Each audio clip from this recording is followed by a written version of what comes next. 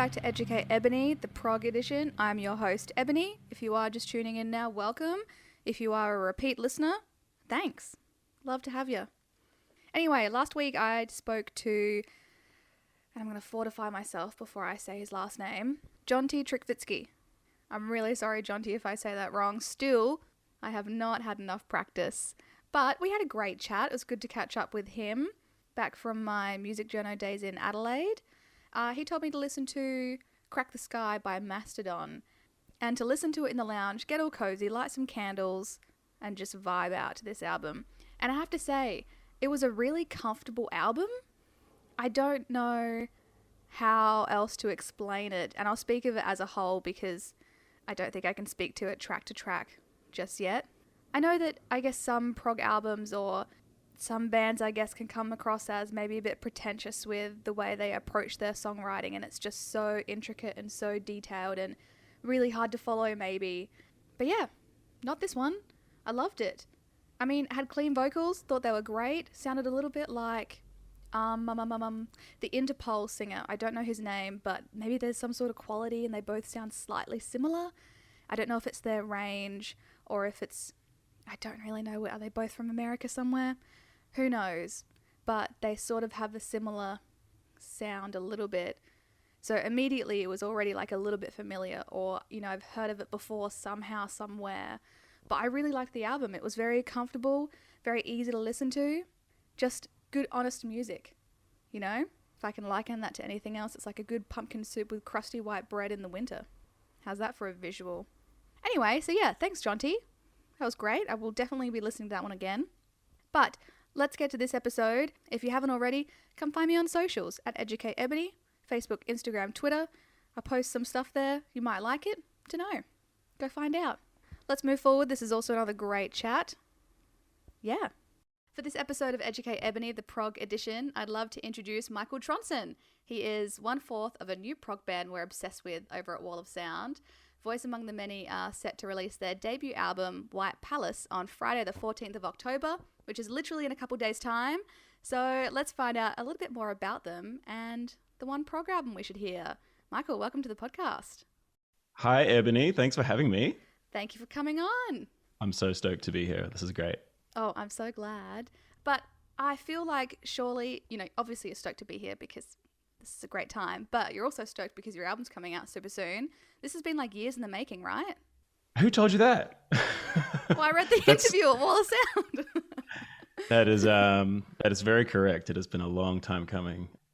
I don't know if I should say this, but the original deadline for this album, I'm not even kidding, was like 2019. Oh, are you serious? Yeah, and then writing for about a year before then as well. And it's just been postponed so many times. And the list is so long, the reasons it was postponed, COVID and lockdown only being one of them. Like there were so many other factors. And to finally get to the point where we're at now, where we're just over a week away from releasing it, is like, I actually can't believe it. Like, you know, a few weeks ago, we finally, you know, uploaded this stuff to the internet. And I was just like, I can't believe I just did that. It's taken so long. But yeah, I'm super excited. Obviously, I've never produced or written an album or anything like that, but I imagine it's a huge, huge task from everything I've heard. Is there something that you're most proud of, aside from like getting through all the struggles and finally getting to this point? Most proud of? I mean, just finishing, I suppose, is much more difficult than people realize. You know, there's that old saying, which is like, you know, art is never finished, it is abandoned, you know, and you can work on this stuff forever, really. And, you know, like I mentioned before, it was postponed so many times. Every single time it got pushed back, it was a blessing in disguise. And I'm so lucky for those things to have happened. You know, we had like scheduling conflicts and then lockdown. And then I was like in the middle of guitars and I broke my arm. And so we had to stop for 6 weeks and like, it's just really silly things. But every single time one of those events would occur, it was like, I was gifted extra time to work on it and sit back and listen and make changes. And when I think about the album that may have been released in 2019 compared to the one we're about to release next week, I'm just like so over the moon. Like it's just so much better than it would have been back then, you know? And maybe I'm a bit biased, like, I'm sure people would have liked it if it did come out then, but I'm just so happy for that extra time. And yeah, just to get to the end and just to finish is such an accomplishment. I really didn't feel it until I just clicked that upload button and I was like, oh my goodness gracious. Like that was the finish line, really. It's not even it coming out. Like that's not the finish line. It's like I'm already happy with it, So whatever happens next is a bonus, which is gonna be good. That's so good to hear. But I do want to ask as well, I don't have the track listing in front of me, but is there a certain song that you're like, you should definitely get into this one? Obviously listen to the whole thing, but definitely watch out for this track. What's your baby, your fave, if you can? Off my own album? Oh my gosh. Yeah. Oh my goodness. Well, the song we've just released a video for, which is called Matter, I'm not just talking about it for a shameless plug. That's a song I'm particularly proud of, I suppose, because it took the longest to do, and it was the very last one that was finished, and it was something I was so certain for a long time would end up on the cutting room floor and maybe replaced or something like that, because it just took ages to get it right. And the fact that it actually came together in the end, I was just so stoked with it.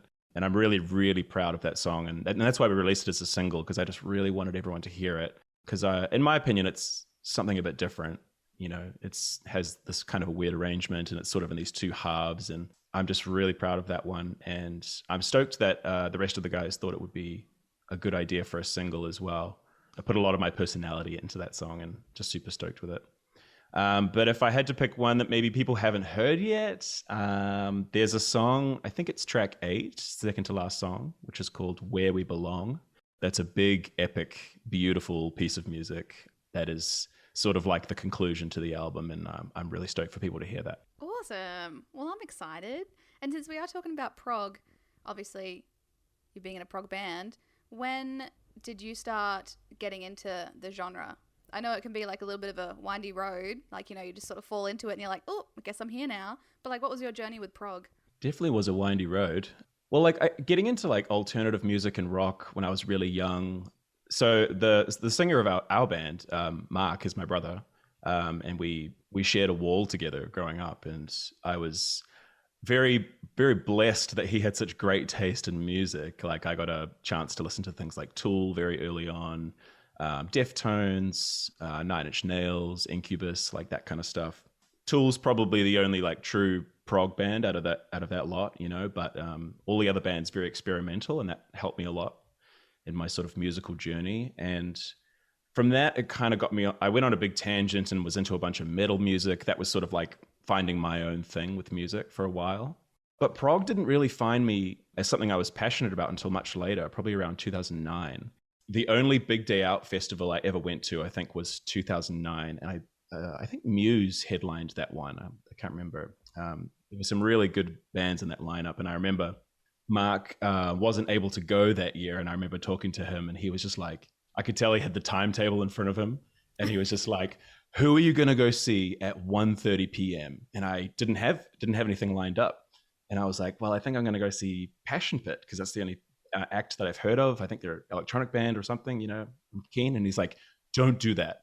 He's like, go and watch Carnival. And yeah, exactly. And he was like, they played on the main stage at 1:30 p.m. to fucking nobody. Like, it was the biggest travesty. The crowd was about 2 rows deep, and I just walked to the front, and like, I just had one of the greatest musical experiences of my life, like finding out about this band literally the night before, then having the chance to go and see them, and then now having them be such an influential part of what I do. Man, it was crazy. And I think about that time, like, because they're so huge now, and I think back to like, I was like, I just walked to the front of the crowd, the front of the stage. It was easy. Like, it shouldn't be that easy to see this band. But yeah, that was the band that really sort of opened the gateway to me. And then from then on, got pretty heavily into like a lot of progressive metal bands like Periphery and Tesseract and Monuments and things like that. And that's been me for the last like probably decade or so. Has been getting really heavily into that. And only now I'm sort of scaling back and getting a bit more into traditional songwriting and things like that. But all of those sort of sonics from those bands are still very much part of my DNA as a songwriter and what we do with Voice Among the Many. Cool. I like that. Well, I'm interested to know now. Well, not that I wasn't interested before, but what is the one prog album that I should hear? Well, I picked a bit of a curveball, but I think it's an important album that people really need to listen to, especially Hmm. you, if you haven't Okay. already. I picked an album called Define the Great Line, which is by a band called Under Oath. Okay, so then why this album? I picked this album because I think when I think about progressive music, I feel like in today's world, it's a little bit lost on the artists who are part of it. I feel like this might be a bit of a hot take, but I feel like now there's a lot of we already know what the DNA of progressive music is. And, I've heard other people on your podcast say things like, well, it's people that push the genre forward and things like that. And it's odd time signatures and it's long song formats and it's just, all about changing things.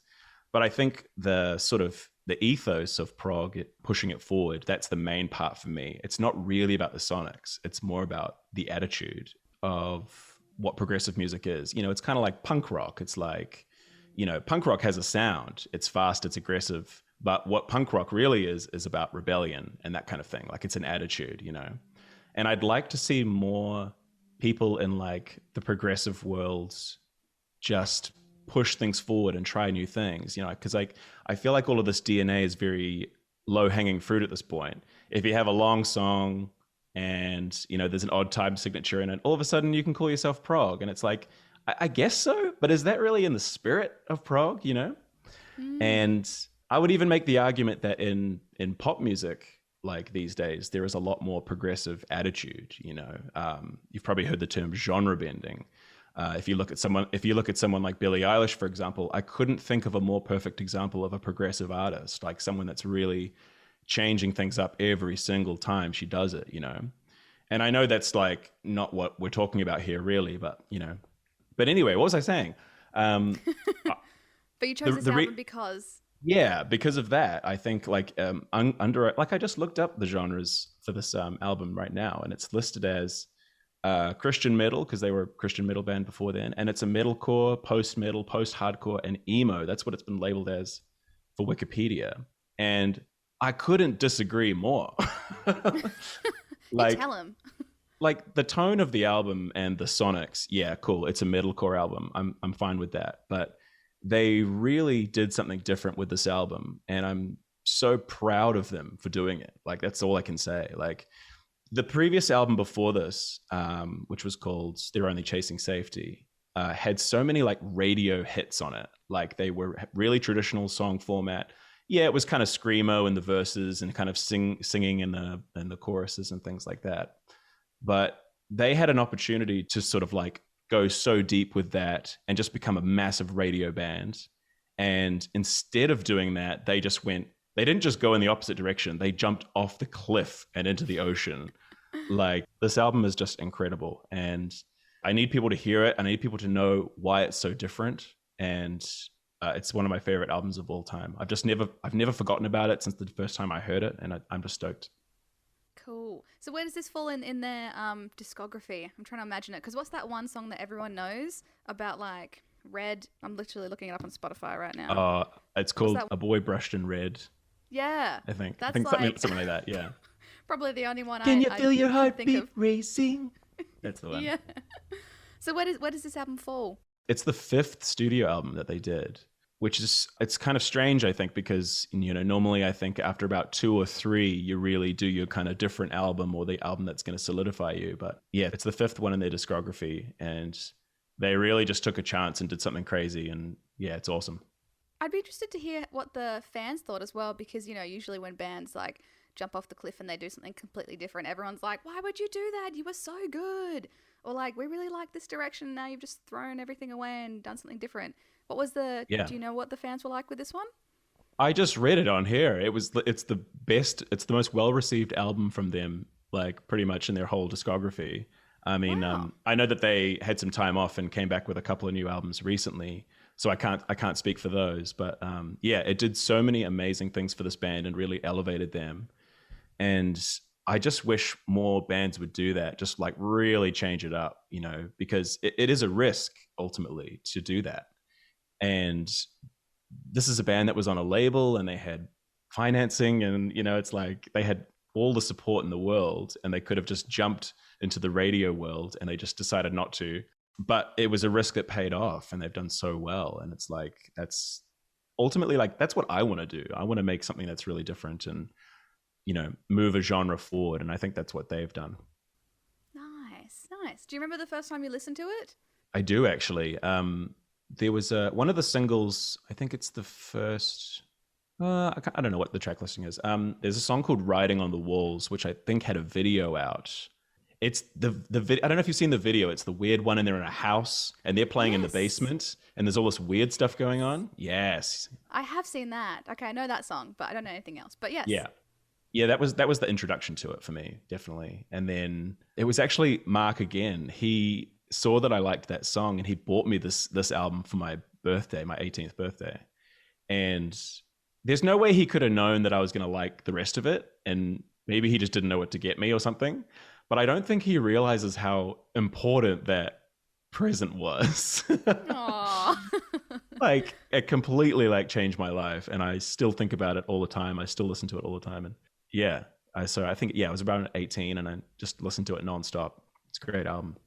Isn't that crazy how, like, it's all just chance? It's literally all just chance. Someone gives you an album, you have no clue, changes your life. Like, how the heck does that work? That just sort of astounds me sometimes. Just like right place, right time, something in the air, something magical. Yeah, literally. Oh, well, tell me about the tracks itself. Like, is there one that stands out to you in particular, or something that you really like that they do? I guess as a guitarist, you'd be like, love that riff. But what should we look out for as well? The opening track, which is a song called In Regards to Myself, is one of the craziest pieces of music I've ever heard. And it's such a good opener as well. Like, it starts off with this, I think the actual sound effect they used is it's the sound of like an old projector, and it's like winding up. So it accelerates. Like, it starts off slow, and then it ticks all the way up, and it gets really fast. And it just really gets you pumped really fast. But that song is great because, and it's a really good example of why I love the entire album, is that the song doesn't have any repeating parts in it. Like, I literally listened to it today, and it's like one section and then two section, and they lead into each other, like it flows. And then it's just section 3, section 4. And there are certain guitar things that happen that kind of tie it all together. And you don't think you're listening to a fifth section of something you've never heard before. And then before you know it, the song finishes, and you're just like, what the hell did I just listen to? And it's so strange to analyze it, because nobody really does that. You know, we have these very formulaic structures these days. You got a verse, and then a chorus, and another verse, and another chorus, go to a bridge, come back for a chorus. Oh, I'll do another chorus at the end. Like, these are things we know, and they just don't do that. They're just like, hey, here's 5 things that we think work really well. Here's the order they should go in. And it just has a definite start and a definite end, but it's the most unorthodox arrangement ever. And in sort of preparing for this, I went back and listened to it a few times, and it's not even just that song. It's like many of the songs on the album do that. And it's just so wild. Like, that's the reason I love this album so much. It's like, they just have such unconventional song formats. I wonder if it was their most, like, critically acclaimed or most well-received album, obviously they would have played it live. I think that's a really interesting live way to portray something. Is that the right way to say that? But, you know, usually, like, you get the crowd into it, you get the choruses, you know, you get the crowd involvement, and then you get a song like that, or songs like that, you're just sort of relying on them knowing the words and being able to join in when they can. Bold. Yeah. It's very bold. I haven't seen them live yet. It's like one of the biggest regrets of my whole life, is I haven't gone to a live show. But the next time they're in Australia, I'm definitely... Wait, they were here recently, weren't they? Didn't they play Full Tilt? Was that... Did that happen? Was that under... No, the Full Tilt international one was cancelled. Maybe that's what I'm thinking of. Yeah. Yes. They were here a couple years ago for, at least in Brisbane, for this Amity Affliction show they put on. I did see them then. They were good. I'm sure they're coming back. Cool. Hope so. They have to. Under Earth, come back. Come back, please. Let's post this to their socials. Come and meet me. Your biggest fan. Oh, well, and I've said this like many times before in other interviews as well, but it's always interesting to hear other people's takes in that, you know, you listen to an album, you're 18, you fall in love with it, it's so, so, so good. And at least for me, anyway, when I was a teenager, you know, I forget about albums, then I come back and I'm like, oh, I totally forgot about this, still know all the words. You know, oh, can't believe, you know, I'll go back to my emo phase again, or my indie rock phase or whatever. Did you ever rediscover it and like enjoy it again, or it was just always there? I have never forgotten about this album, which I think is why it's so important to me. Like, I listen to it several times a year. I'll put it on. But I got to say, being on this podcast, like, I went back and listened to it, obviously. I just want to give you a compliment and actually say, like, that the whole concept of this podcast is really great. And it's so cool to like share all this music. But the reason it was cool is because I love this album, sure, but I've never had to articulate to someone why I like it. And in going back and listening to it, I realized why I like it. Like, I could articulate, you know, because we do that with music that we like. We just say that we like it, but we don't really think about why. And I've always been really opinionated about music, but that's an album that I've always just sort of accepted. I like it. That's cool. I don't need any more than that. But now I developed a new appreciation literally in the last 2 days for this album. So thank you. Oh, thank you. But it's what you're saying is very true. Like, if someone put me on the other end and were like, what's your favorite album? I'd be like, first of all, I need time to prep that. And second of all, I don't. It's just good. No, but I think for you having like a background in music and actually playing music, you've got the words to express it in a certain way. And I think listeners have their own version of expressing themselves as well. So it's good to get both, you know, both views sort of thing. Yeah. It's fun to talk to another musician about that kind of thing because we can articulate.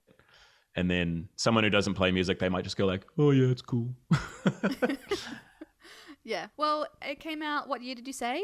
I found it in 2007, but it came out in 2006.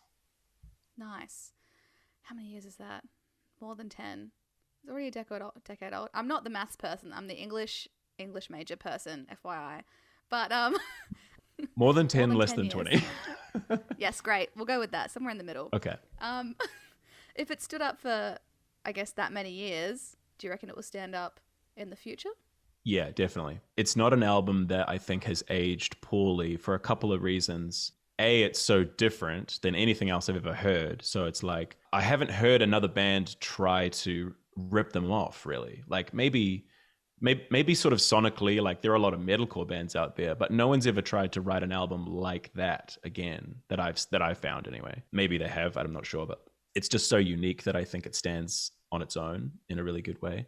And also the mix in particular is just, it's really huge sounding and it's a really great mix. It's not a mix that is aged poorly. Like it's just really good. And I think that goes a long way for me personally. Like I was never someone that was into Metallica, for example, because if you go back and listen to a lot of classic stuff from the 80s, the mixing is really poor on it. Like it sounds, I wouldn't say it's poor, but like it's, you know, it's not up to today's standards. It doesn't have this sort of full spectrum of sound and warmth and all that kind of thing. Like it sounds like it's from the 80s basically. But this, you know, this album is 10 to 15, something like that years old, and it still sounds great. So awesome. Amazing. 10 years time, they'll be discovering this album and be like, damn, what happened to Under Oath? And they'll probably still be around, still kicking. Probably. I'd hope. Well, I'm sure you know this question is coming. But what are my listening notes? How should I listen to it? What do you recommend? Whatever you do, don't light any candles. Don't run a bath. Don't put your feet up on the couch.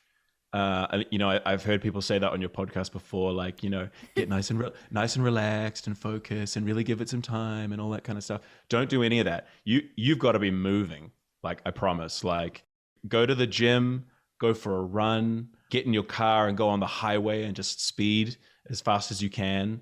Like, there are 2 songs in particular that just, like, the opening track in regards to myself, it's like you can't not move your body when this thing kicks off. Like it's just a wall of energy. And then there's another track, I can't remember which one it is. It's track 8. It's a song called Moving for the Sake of Motion, which is a good title because that's exactly what happens to you. If anyone's heard the album before, it's the one that's like,